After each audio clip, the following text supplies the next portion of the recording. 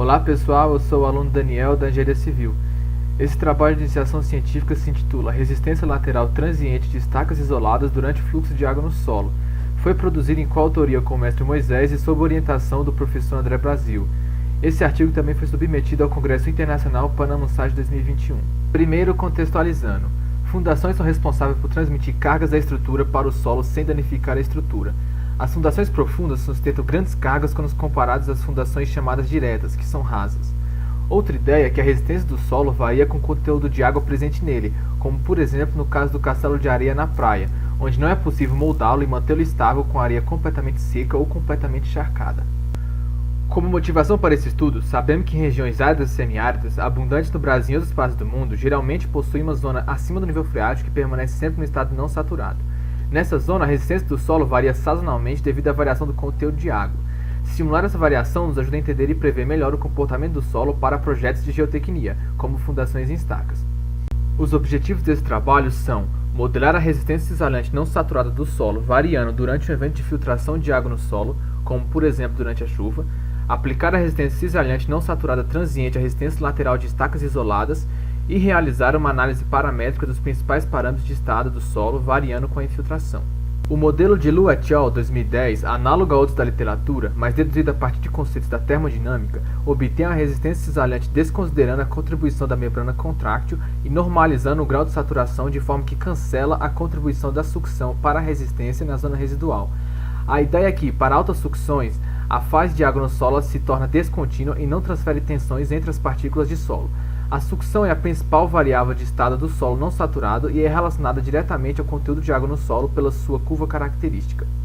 O modelo de infiltração unidimensional de Cavalcante-Zumberg 2017 assume esta curva característica com um único parâmetro de ajuste e resolve a equação de Richards para o fluxo de água no solo.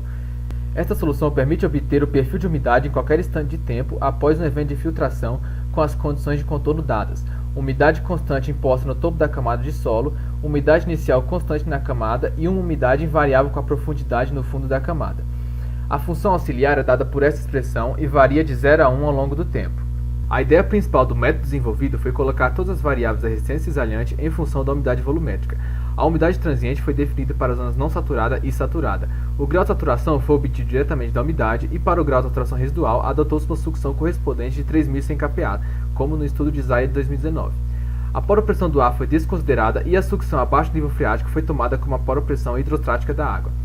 A tensão vertical total foi definida como a integral do peso específico do solo e, por fim, a resistência cisalhante foi definida em função da umidade volumétrica do solo. Para a obtenção da resistência lateral da estaca, que é a máxima carga vertical que pode ser sustentada apenas pelo atrito lateral da estaca com o solo, aplicou-se o coeficiente de empuxo na tensão efetiva e integrou-se a resistência cisalhante ao longo da estaca. Foi definido também um fator de segurança transiente para avaliar a alteração de um fator de segurança aplicado apenas baseado nas condições iniciais do solo. Nosso primeiro resultado mostra que a contribuição da sucção para a resistência pode ser mais significante para solos mais finos e não contribui próximo da saturação ou para o estado mais seco do solo. Isso é condizente com o que é reportado na literatura e observado na prática da geotecnia. Ao analisar as variáveis de estado durante o processo de infiltração para um típico solo argiloso, observamos uma descontinuidade no nível freático devido à definição descontínua da umidade volumétrica do solo. Com o avanço da infiltração, a tensão vertical total aumenta, mas a parcela não saturada da resistência diminui de forma mais significante, o que implica numa perda de resistência com o tempo para solos finos típicos. Consequentemente, a resistência lateral da estaca reduz com o tempo, sendo mais crítico para estacas de menor comprimento, como no gráfico do fator de segurança aqui à direita. Ao considerar o nível freático na superfície, ou seja, o solo totalmente saturado, observa-se a diferença significante entre as abordagens não saturada e saturada.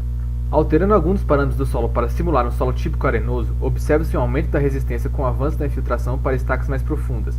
Isso ocorre porque a contribuição da sucção para a resistência cisalhante é menos significante para solos mais arenosos.